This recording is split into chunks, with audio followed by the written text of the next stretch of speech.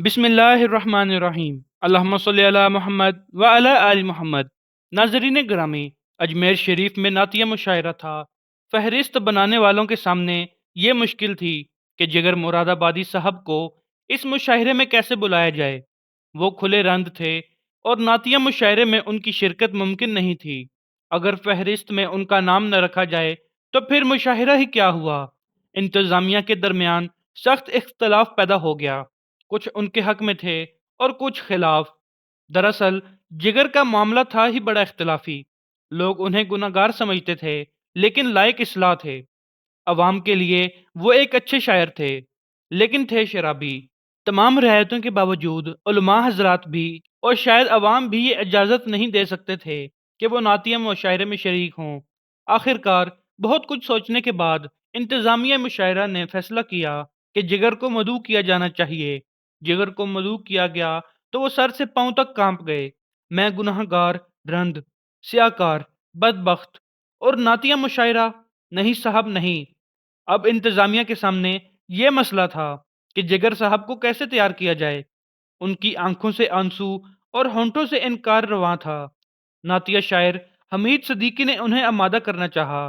ان کے قریبی نواب علی حسن طاہر نے کوشش کی لیکن وہ کسی صورت تیار نہیں ہوتے تھے۔ بالآخر اصغر گوندوی نے حکم دیا اور وہ چپ ہو گئے۔ سرحان نے بوتل رکھی تھی، اسے کہیں چھپا دیا۔ دوستوں سے کہہ دیا کہ کوئی ان کے سامنے شراب کا نام تک نہ لے۔ دل پر کوئی خنجر سے لکیر کھینچتا تھا۔ وہ بے ساختہ شراب کی طرف دوڑتے تھے مگر پھر رک جاتے تھے کہ مجھے تو نعت لکھنی ہے۔ اگر شراب کا ایک قطرہ بھی حلق سے اترا تو کس زبان سے اپنے آقا کی نعت لکھوں گا۔ یہ موقع ملا ہے تو مجھے اسے کھونا نہیں چاہیے۔ شاید یہ میری بخشش کا آغاز ہو، شاید مجھ پر اس کملی والے کا کرم ہو، شاید خدا کو مجھ پر ترس آ جائے۔ ایک دن گزرا، 2 دن گزر گئے۔ وہ سخت اذیت میں تھے۔ نعت کے مضمون سوچتے تھے اور غزل کہنے لگتے تھے۔ سوچتے رہے، لکھتے رہے، کاٹتے رہے، لکھے ہوئے کو کاٹ کاٹ کر تھکتے رہے۔ آخر ایک دن نعت کا مطلع ہو گیا، پھر ایک شعر ہوا، پھر تو جیسے بارش انوار ہو گئی۔ نعت مکمل ہوئی تو انہوں نے سجدہ شکر ادا کیا۔ مشاعرے کے لیے اس طرح روانہ ہوئے جیسے حج کو جا رہے ہوں، کونین کی دولت ان کے پاس ہو، جیسے آج انہیں شہرت کی سدرۃ المنتہا تک پہنچنا ہو۔ انہوں نے کئی دن سے شراب نہیں پی تھی لیکن حلق خشک نہیں تھا۔ ادھر تو یہ حال تھا، دوسری طرف مشاعرہ گاہ کے باہر اور شہر کے چوراہوں پر احتجاجی پوسٹر لگ گئے تھے کہ ایک شرابی سے نعت کیوں پڑھوائی جا رہی ہے۔ لوگ بپھرے ہوئے تھے۔ اندیشہ تھا کہ جگر صاحب کو کوئی نقصان نہ پہنچ جائے۔ یہ خطرہ بھی تھا کہ لوگ اسٹیشن پر جمع ہو کر نعرے بازی نہ کریں۔ ان حالات کو دیکھتے ہوئے انتظامیہ نے جگر کی آمد کو خفیہ رکھا تھا۔ وہ کئی دن پہلے اجمیر شریف پہنچ چکے تھے جبکہ لوگ سمجھ رہے تھے کہ مشاعرے والے دن آئیں گے۔ جگر اپنے خلاف ہونے والی کارروائیوں کو دیکھ کر اور مسکرا رہے تھے۔ جگر کو بڑی حفاظت کے ساتھ مشاعرے میں پہنچا دیا گیا۔